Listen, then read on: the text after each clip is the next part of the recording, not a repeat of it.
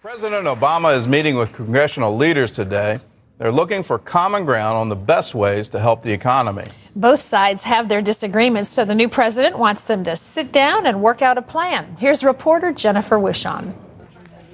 Americans are finding it increasingly more difficult to find work. Microsoft, Intel, and Tyco Electronics all slashing thousands of jobs. That as the number of new claims for jobless benefits spiked to 589,000 last week. And final figures for 2008 show new home construction plummeted 33% from the year before. They expect and demand action to relieve the economic crisis that they're experiencing in their own families. In an effort to spur Congress into action, President Barack Obama is meeting with Democratic and Republican leaders today to discuss the status of his $825 billion stimulus plan. We have to do everything in our power, and Congress does too, to get that package moving, to get that money into the economy. The package was tweaked as it advanced through several House committees this week. Ways and Means approved $275 billion in tax cuts.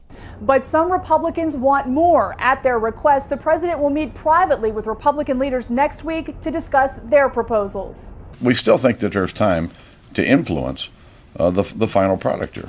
But time is running out. Democratic House leaders expect to bring the plan to the floor for votes next week. Meanwhile, the man Obama wants overseeing the economic crisis, Timothy Geithner, has been cleared by a Senate panel after apologizing for failing to pay $34,000 in taxes on time. The full Senate is expected to confirm him Monday as Treasury Secretary. Jennifer Wishon, CBN News, Washington. You wonder how we're going to get out of this mess. On one side, the government seems they want to, paper the earth with dollar bills and hope that somehow that's going to restore confidence in the system. But from my point of view, it's not. We have some fundamental flaws here that we're dealing with where do we have confidence in the stock markets? Do we have confidence in our banks? Do we have confidence to go out and invest and create new jobs and create new industry? And I think the answer is coming back universally around the world, no.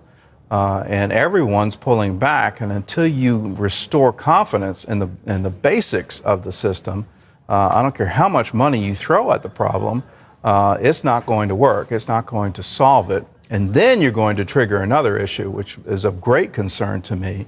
And that other issue is the full faith and credit of the U.S. government. And if we keep printing money like we're currently printing, at some point in time, the world is going to say, we're going to stop buying your treasury bills. When that happens, watch out, because you're talking about devaluing the U.S. dollar, and that's bad for all of us. Lee Webb has the rest of our top stories from the CBN newsroom. Lee? Gordon, an American biotech company is about to start the world's first study using human embryonic stem cells. The project focuses on repairing spinal cord injuries. The stem cells will be injected into people who can use their arms but can't walk. The FDA approved the measure this week. Stem cell studies, of course, are controversial because they create a live embryo and then destroy it. The New York Times reports there could be a backlash against using stem cells if this new therapy proves unsafe or doesn't work. Tens of thousands of abortion opponents let their voices be heard in the March for Life in the nation's capital Thursday. The demonstration marking the 36th anniversary of Roe v. Wade, the Supreme Court's landmark decision that legalized abortion. But it's the first time since 1995 pro-lifers are not in step with the president and Congress.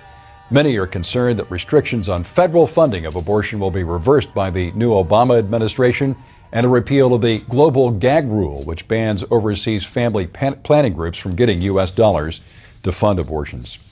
Federal authorities are now broadening their investigation of the Bernie Madoff investment scandal. The Wall Street Journal is reporting that the Securities and Exchange Commission is trying to find out who could have helped Madoff. Madoff has claimed that he acted alone. Meanwhile, Bloomberg News reports that Madoff's clients may recoup more of their losses through tax filings rather than lawsuits. Some investors might recover as much as 40% of their losses. Gordon? There's an unusual provision in the tax code, and most Americans don't know about it. If you suffered a loss from theft, then you get to claim it as an ordinary deduction, unlike a loss from investments. If you have a short-term loss, you can offset that against ordinary income to a limit of $3,000 a year. And for most of the Madoff investors, $3,000 a year isn't going to get them too far. Long-term losses, which they may also have incurred here, are only offset against long-term gains. So to find this kind of relief where you can claim it as a theft and get a deduction against ordinary income for the full amount is a real boon to them. But you know, it's one of those, you look at these things and go, how in the world could this have happened? You know, where was the SEC? Where was oversight? You know, why were things, you know, he had an inside track. He knew people within the commission and somehow was able to forestall what should have been obvious to him, the inevitable. Inevitably, this thing's going to come crashing down on you. Why he continued to do it is anybody's guess, and why he even started is another one. Why would you do this? You were head of one of the stock exchanges. Why would you take this kind of risk personally, where you know you're going to end up spending the rest of your life in jail?